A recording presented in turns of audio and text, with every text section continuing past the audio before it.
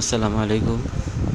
তো আমরা যারা ডিসপ্লে চেঞ্জ করে দেই কাস্টমারকে, যদি এরকম একটা কস্টেপ মেরে দিতে পারি তাহলে ডিসপ্লেটা ভালো থাকবে আর গাম দেওয়ার সময় গাম ভিতরে ঢুকবে না। তো এরকমভাবে কাজ করে দিলে আসলে কাস্টমার দীর্ঘদিন ব্যবহার করতে পারবে। এটা আমরা মাথায় রাখবো। আর অনেকে অনেকভাবে ডিসপ্লে লাগায়, তো একজনের এক সিস্টেমে লাগানো হয়। তো আমি সিস্টেমে লাগানোর চেষ্টা করি।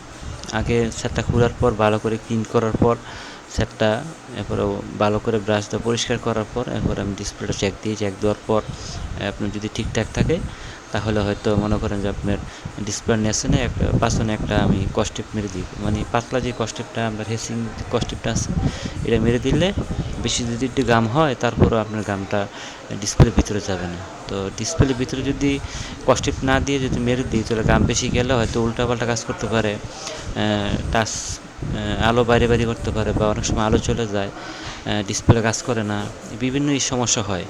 এগুলা আমার কাছে কয়েকটা হয়েছে, তারপর যখন আমি এই টিকটা অবলম্বন করলাম তাই এরপর থেকে এই সমস্যাটা আর আমি ফেস করিনি। কাস্টমারও মোটামুটি নেওয়ার পর ভালো করে কাজ মানে ব্যবহার করতে পারতেছে। তো আসলে আমরা যদি একটা কাজ যদি ভালো করে কাস্টমারকে করে দেই তাহলে হয়তো কাস্টমার দীর্ঘদিন ব্যবহার করতে পারবে, কাস্টমার আরেকটা কাস্টমার নিয়ে আসবে। আমরা সবাই চেষ্টা করবো একটা কাজ ভালো করে দেওয়ার জন্য, পরিষ্কার পরিচ্ছন্নভাবে কাজ করে দিলে তাহলে কাস্টমার সবাই মানে খুশি হবে। টাকা হয়তো কিছু বেশি দিবে যে কাজ ভালো হয়েছে।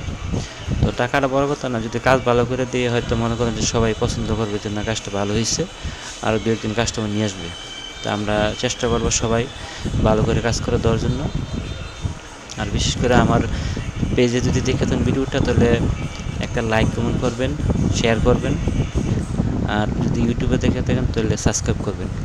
আর সবাই ভালো থাকবেন। আর যদি ভিডিওটা ভালো লাগে লাইক কমেন্ট করবেন। আসসালামু আলাইকুম রহমতুল্লাহ।